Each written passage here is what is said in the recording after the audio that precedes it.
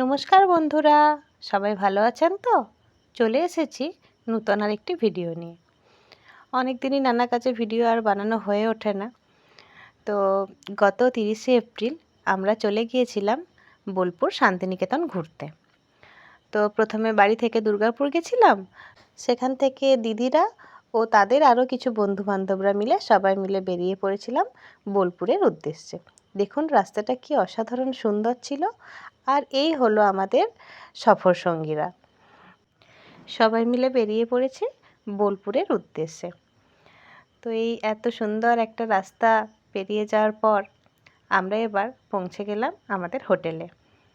হোটেলটা ছিল হোটেল বিনোদিনী। এত সুন্দরভাবে হোটেলের চারপাশ এবং ভেতরকার যে ওয়ালগুলো থেকে শুরু করে প্রত্যেকটা রুম ডেকোরেশন এত সুন্দরভাবে করা ছিল, মানে বলে বোঝানো যাবে না। এই দেখুন ঢুকেই রিসেপশনটাতে দেখলাম এত সুন্দর একটা ওয়াল আর্ট করা আছে, তার সাথে সাইডগুলো এত সুন্দর সুন্দর ছবি লাগিয়ে সাজানো আছে। দেখুন প্রত্যেকটা কোণা যেন একদম নিখুঁতভাবে সাজিয়েছে। মানে যিনি ডেকোরেশনটা করেছেন তার রুচি মানে সত্যিকারের প্রশংসা করতে হয়।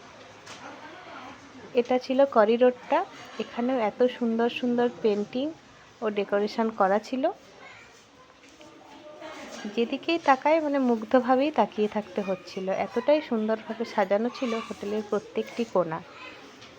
আর এটা হচ্ছে ডাইনিংটাও খুব সুন্দর ছিল। আর এখানের খাবার দাবার সেটাও একদম অসাধারণ, খুবই ভালো সবাইকার ব্যবহার, আর সমস্ত কিছুই খুব সুন্দর।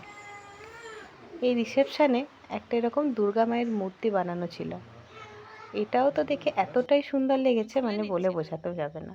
আমরা এবার রুমে চলে এসেছি, আমাদের নিজেদের জন্য দুটি রুম নেওয়া হয়েছিল। এটা ছিল গ্রাউন্ড ফ্লোরে আর একটা ছিল ফার্স্ট ফ্লোরে।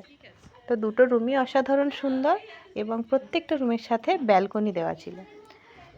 দেখুন ব্যালকনিতে বেরোলাম, বাইরে এত সুন্দর একটা লন ছিল, পুরো সবুজে ভরা, দোলনা লাগানো। এটার পরে আর একটা আমি ভালো করে ভিডিও নিয়ে আসব। ভিডিওটি দেখার জন্য সবাইকে অনেক ধন্যবাদ। সবাই ভালো থাকবেন, সুস্থ থাকবেন।